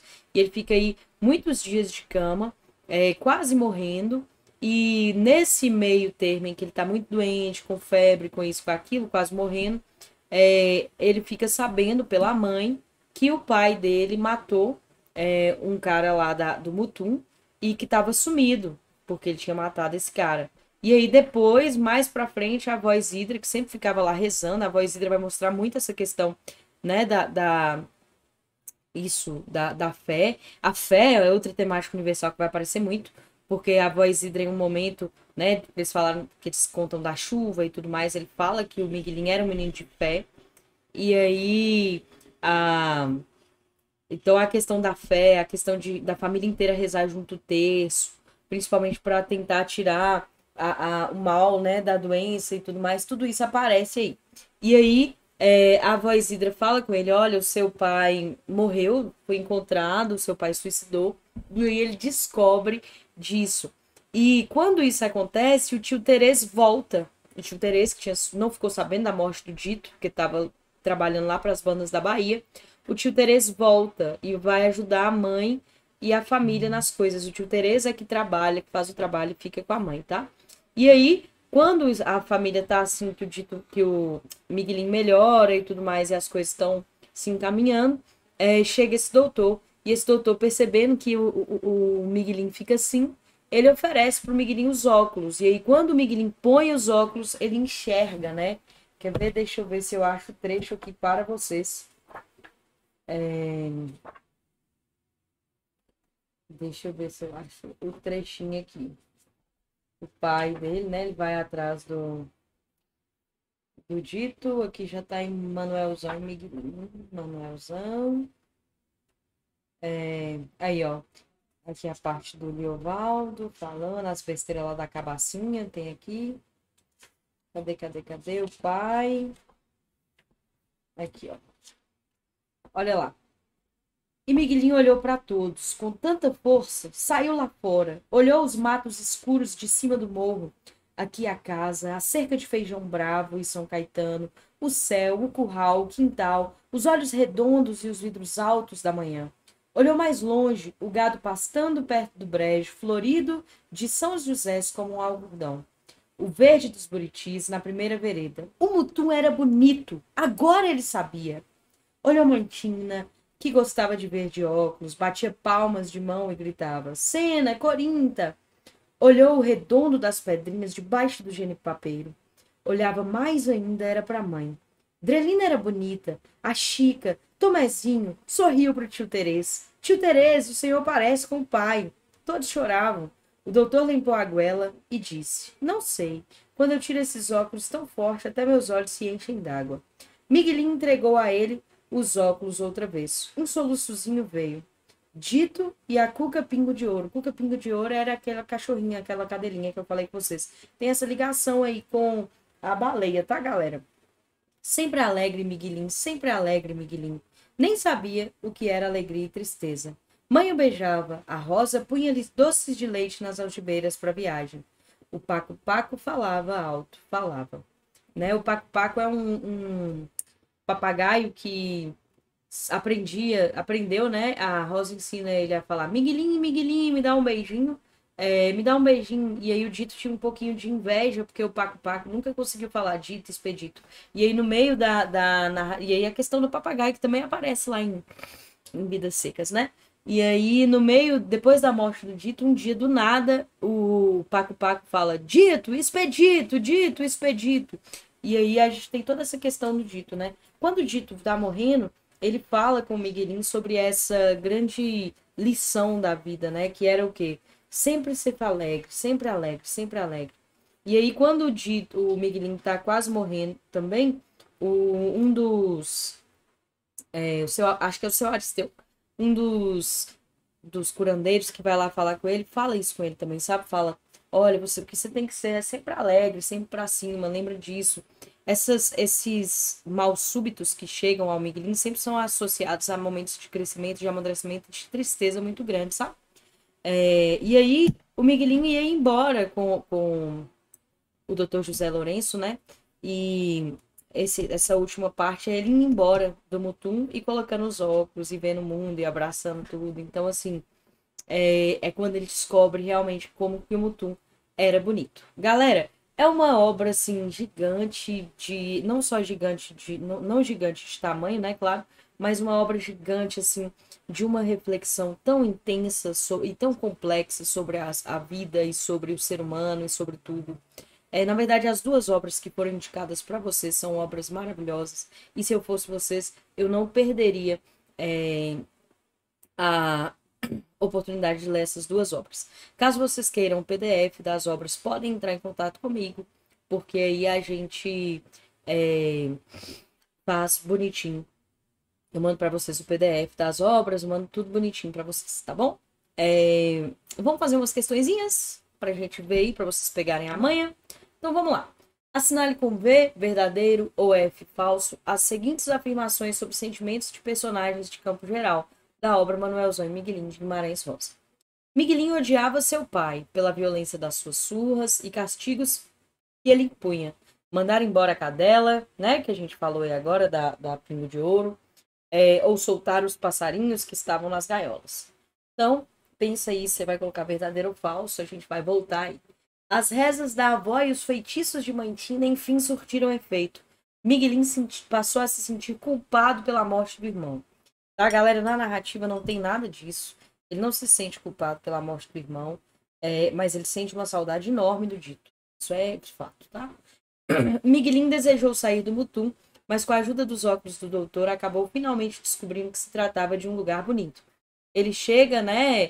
Como eu falei com vocês, essa visão que ele tinha do lugar perpassa aí a narrativa como um todo. Dito sentiu inveja de Miguelinho, porque o Paco-Paco era capaz de dizer Miguelinho, Miguelinho, me dá um beijinho, mas não conseguia pronunciar Dito. É verdade, isso aí também. Então, vejam aí, né? A gente tem aí, olha lá, a sequência correta de preenchimento é... Vamos pensar aí? Vou voltar lá, vocês olham o que vocês acham que pode ser. Deixa eu voltar aqui. Então, o Miguelinho odiava seu pai pela violência das surras e dos castigos que eles impunham a mandar embora a cadela. As rezas. Oh, então essa é verdadeira. As rezas da avó e os feitiços de mãe Tina surtiram efeito? Não, falso. O Miguelinho desejou sair do Mutum e finalmente descobriu que era bonito com os óculos, sim. E o Dito sentiu inveja, sentiu sim que o Dito contou pro Miguelinho isso, tá? Aí, galera, no ano passado, na prova da PM, né, caiu Triste Fim de Policarpo Quaresma e caiu Memórias Póstumas de Brás Cubas. As questões foram questões, assim, específicas. Depois vocês dão uma olhadinha. Teve questão muito geral, mas teve questão específica sobre fatos específicos da narrativa. Tipo isso aí, ó. Que só quem leu, né, saberia que isso aconteceu. Então, é igual eu falei com vocês, na primeira aula que eu dei, nada substitui o verdadeiro, né? Nada substitui a verdadeira leitura da obra. Então, eu preciso que vocês leiam, que vocês tenham esse cuidado aí, tá bom? E aí, a nossa sequência correta, então, verdadeiro, falso, verdadeiro, verdadeiro, tá bom? Fechou? Vamos lá. Mais uma questãozinha aí, deixa eu sumir aqui para vocês. Olhava, mas era para mãe. Ah, eu acabei de ler essa parte, né? Sempre. E o pai, sempre alegre, Miguelinho, soluçozinho, Dito e a Cuca, Pingo de Ouro e o pai. Então você vê aqui, ó. Primeiro a saudade do Dito, a Cuca, Pingo de Ouro, que é a cadelinha. E por último o pai, mas ele também tinha saudade do pai. Sempre alegre, Miguelinho. Nem sabia o que era tristeza e alegria, mandava. Mãe o beijava e tal, tal, tal. Neste trecho de Campo Geral de Guimarães Rosa, as expressões em maiúsculos, sempre alegre, Miguelinho, sempre alegre, retomam ao final da narrativa. Os versos sertanejos cantados pelo vaqueiro Saluz em seu desejo de consolar Miguelinho. O Saluz realmente canta muitos versos para o Miguelinho, depois vocês vão ver. A mensagem inicial do tio Terezo, unindo assim o princípio e o fim da história. As lições de conformidade e alegria da mãe Tina a Miguelinho, enraizados no catolicismo popular. A derradeira lição de sabedoria do Dito, reforçada depois pelo seu Aristeu. Pelo seu Aristeu mesmo, tá vendo? Então, gente, a resposta nossa aí, né? Como eu falei com vocês, quem vai falar isso com o Miguelinho é o Dito, quando ele tá para morrer. Ele fala com o Miguelinho que esse é o segredo dele. O Miguelinho pergunta para ele como que ele sempre sabe das coisas. E aí, o Dito fala com ele para ser sempre alegre. Deixa eu ver se eu vou achar aqui a parte em que o Dito fala sobre isso. Quer ver?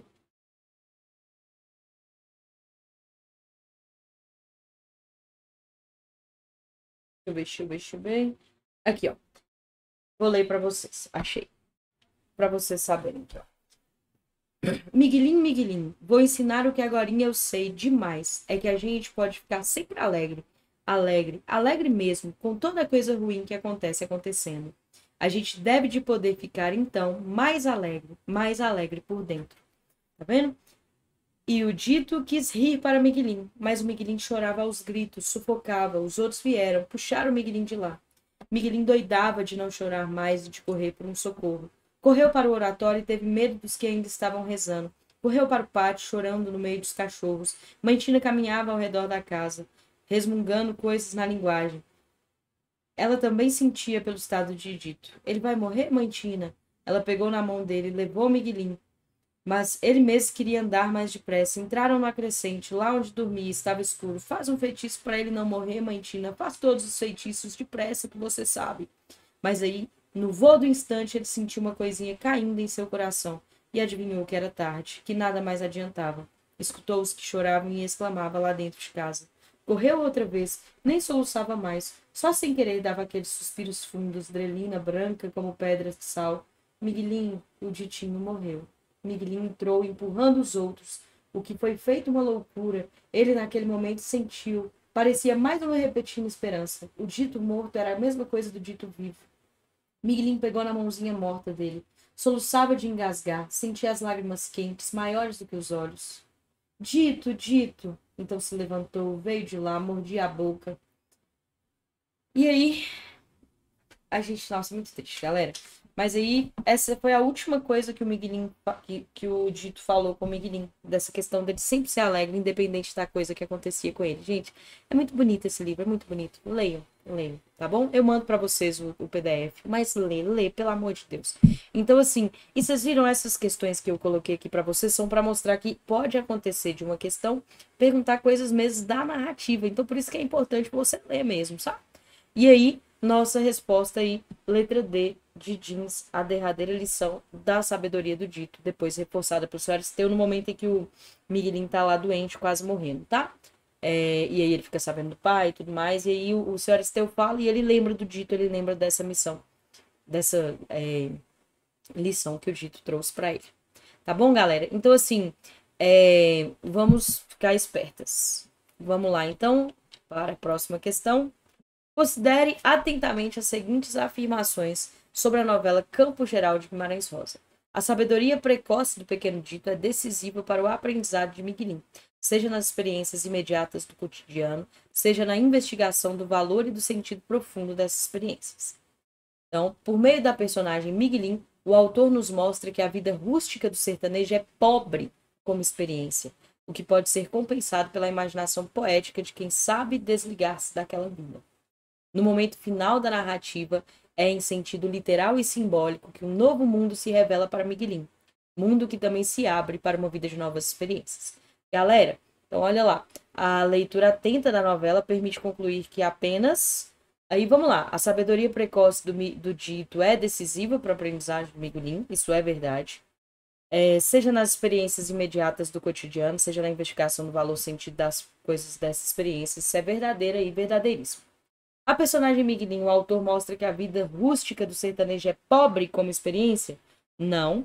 Pelo contrário, né? A gente tem aqui a ideia de que eles vivenciam todos esses conflitos. Olha o tanto de temática que eu falei com vocês. Então, olha todas as experiências que eles passam. São experiências universais, tá? Então não tem essa questão de que a vida rústica do sertanejo é pobre por experiência, que a pessoa precisa se desligar disso. Não, não é isso que o Miguelinho faz. Pelo contrário, ele tem uma visão poética da vida e ele consegue ver além daquelas coisas, tá? Mas não tem nada a ver de desligar-se ou de ser pobre por experiência. Então essa daí é falsa. No momento final da narrativa, é em sentido literal, porque ele realmente ele era míope, né? E aí ele coloca os óculos e enxerga melhor. E simbólico, porque isso é, como a gente falou, a metáfora da visão, né? E do amadurecimento. Que um novo mundo se revela para Miguelim. Esse novo mundo é o próprio Mutum. E ele vai embora com o Dr. José Lourenço. Então, é uma nova vida de experiências, novas oportunidades. Então, aí, as nossas afirmações corretas são a afirmação 1 e a afirmação 3, portanto, letra A, nossa resposta aí, tá bom? Vamos lá então, galera. De repente, lá vinha um homem a cavalo. Eram dois, o senhor de fora, o cabo claro de roupa. Miguelim saudou, pedindo a bênção. O homem trouxe o cavalo cá bem junto. Ele era de óculos, corado, alto, com um chapéu diferente mesmo. Deus te abençoe, pequenino. Como é teu nome? Miguelim. Eu sou o irmão do Dito. E o seu irmão Dito é o dono daqui? Não, meu senhor, o Ditinho está em glória. O homenzinho esbarrava o avanço do cavalo, que era zelado, manteúdo, formoso como nenhum outro. Redizia: Ah, não sabia, não. Deus o tem em sua guarda. Mas o que é que há, Miguelinho? Miguelinho queria ver se o homem estava mesmo sorrindo para ele, por isso é que o encarava. Por que você aperta os olhos assim? Você não é limpo de vista? Vamos até lá. Quem é que está na tua casa? É mãe e os meninos. Estava mãe, estava tio Tereza, estavam todos. O senhor alto e claro se apeou. O outro que vinha com ele era um camarada. O senhor perguntava à mãe muitas coisas do Miguelim. Depois perguntava a ele mesmo. Miguelim, espia daí. Quantos dedos na minha mão você está enxergando? E agora? Então aí é o doutor José Lourenço que chega, né? Essa história, com o narrador observador em terceira pessoa, apresenta os acontecimentos da perspectiva de Miguelim. É aquilo que a gente falou do narrador lá, ó. O fato de o ponto de vista do narrador ter Miguelim como referência, inclusive espacial, fica explicitado em O homem trouxe o cavalo cá, bem junto. Ele era de óculos, corado alto. O homem esbarrava o avanço do cavalo. Miguelin queria ver se o homem estava mesmo sorrindo para ele. Galera, tá vendo aqui, ó, do narrador ter Miguelin como referência. E aí, principalmente aqui, ó, quando vai falar essa palavra espacial. A parte dessa narrativa que mostra isso é isso aqui, ó. Cá, bem junto. Bem junto de quem? Perto do Miguelin. Então é isso que eu quis dizer para vocês quando eu tenho um narrador em terceira pessoa que usa a perspectiva do próprio Miguelin para falar das coisas, tá bom? Para isso que a gente pôs essa questão aí. Então, cabem junto do narrador? Não, cabem junto de Miguelin. Por quê? Porque o narrador, embora esteja em terceira pessoa, faz tudo pela perspectiva do Miguelin e observa o que as outras pessoas fazem e o que as outras pessoas falam pela perspectiva do próprio Miguelin. Beleza? Então, nossa resposta aí, letra A de ainda bem que agora eu encontrei vocês. Galera, então é isso. Espero que vocês tenham amado aí essa obra e que vocês leiam. Qualquer dúvida que vocês tenham, podem entrar em contato comigo e o que vocês precisarem, eu estou bem aqui, tá bom? Um beijo para vocês e até a próxima. Bons estudos. Tchau, tchau.